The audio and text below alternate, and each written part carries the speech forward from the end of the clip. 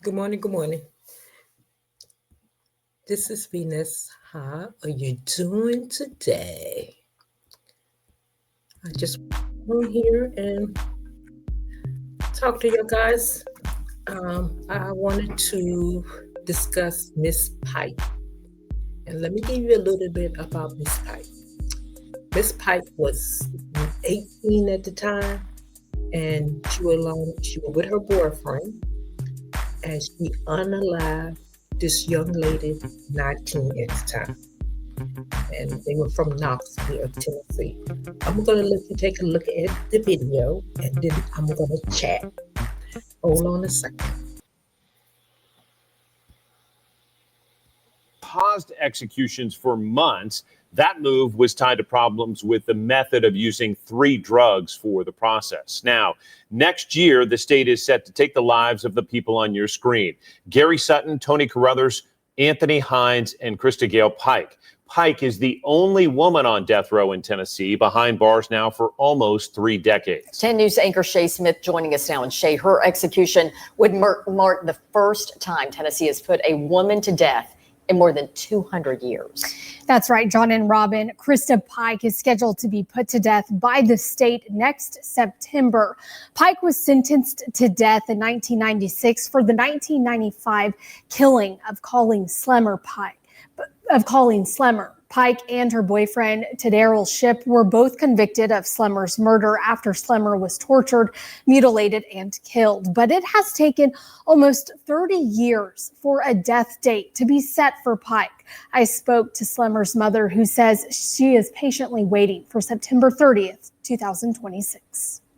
I would like Tennessee to hear my plea and finally end this after 30 years. I really would. It's been 3 decades, but a painful chapter for Colleen Slemmer's family is on the verge of coming to an end. Once it's completely done and everything is over with, it will be a close.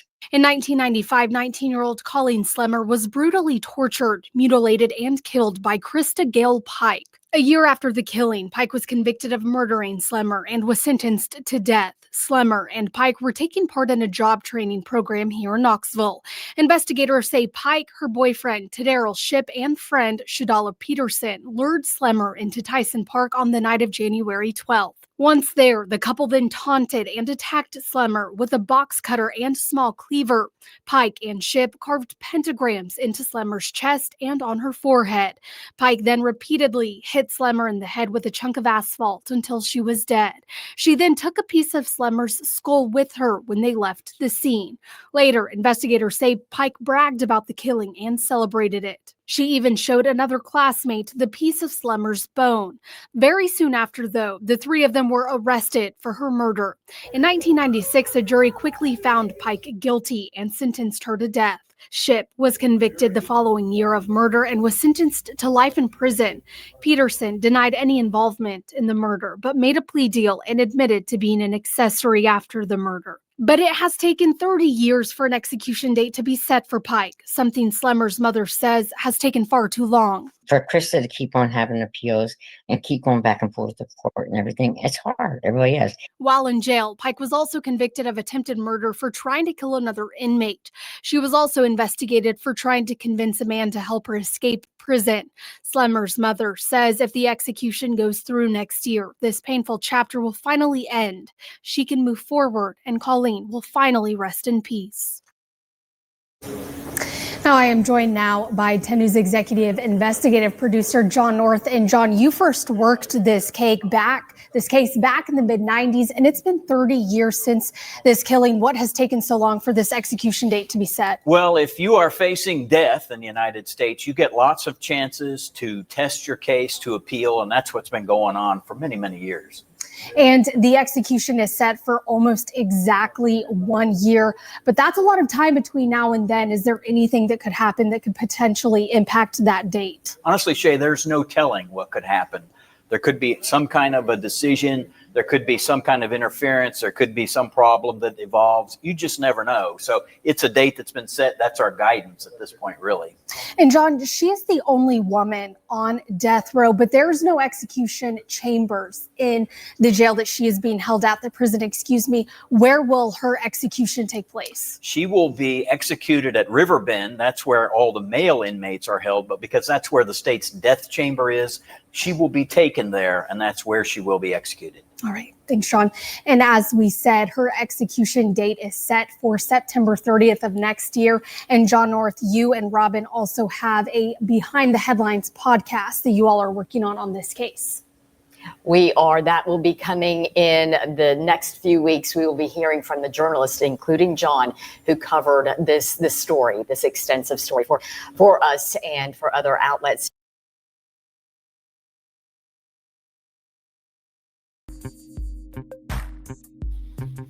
Okay, guys, I'm back.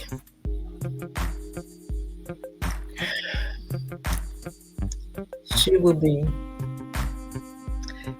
executed next year. See, this happened when she was 18, guys. And like they said, she took a card, took a piece of the young lady's skull back with her, and showed it to her classmate. And that's why she was on death row. And she took the evidence back and showed it. The other young lady with her claimed she didn't have anything to do with it, but she was there. The young man that was supposed to be her boyfriend, he said he wasn't involved, so they gave him a license. So you know what that means. He can get parole. And now this young lady right here, she is gone. See, that's why I try to tell y'all guys, when something like this happens, you don't have no friends. You don't have no friends. You don't have any friends. No one win in this situation. The young lady that she took back in 1995, her mother had to deal with this for a very long time. And now her mother just wants closure. She just wants to start a healing. She don't care anymore. And Pike, she 49 now. She did this when she was 18. Just imagine what her mother been going through. And you see how she was crying when she left out of the courtroom? You know, she was so young, so dumb. I don't know if she was around those friends of her and she was trying to prove something to them. But, you know, that's why I'm trying to tell the young people, you have to have self-control, and you have to have common sense. Because this word here, she didn't use common sense. Because she was the one that had her friends to come with her. Her girlfriend at the time was 19.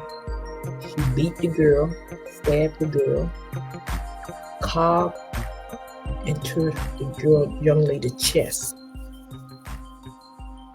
and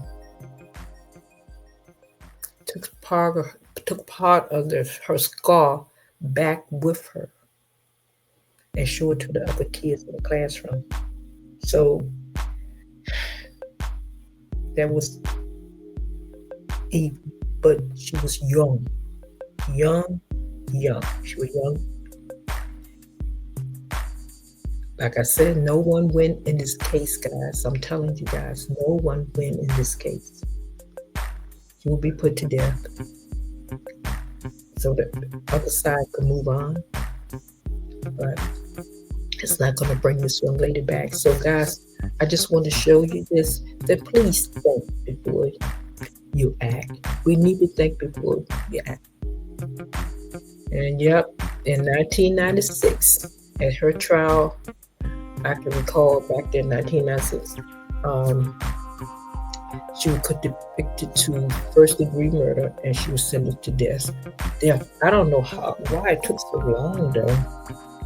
Yeah. I don't know why it took so long. But see, I'm thinking because of me, her boyfriend was also convicted to murder. And like they said, he received a life sentence. But he will be eligible for parole next month.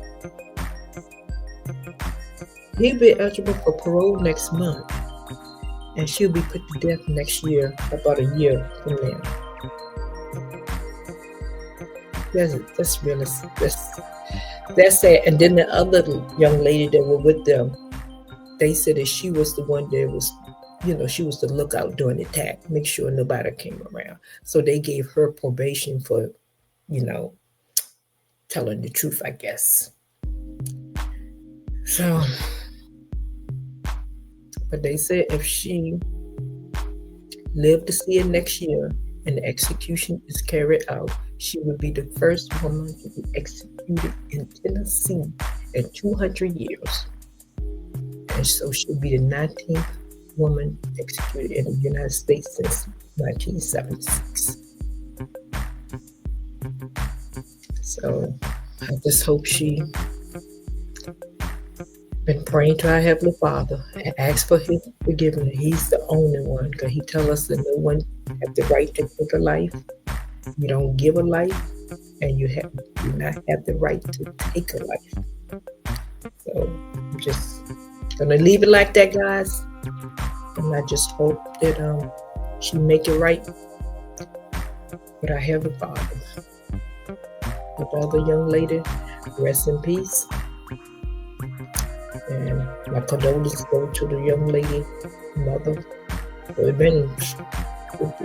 This happened back there in 1995, so it's been a long time coming.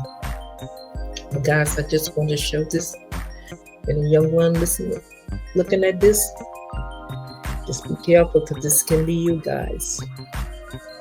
So until next time, guys, I want to say, please have self-control.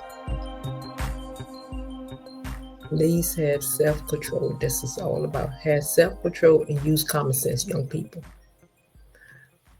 Guys, please hit the like button if you have time. Thank you, and have a great day, guys. Thank you. Thank you. Till next time.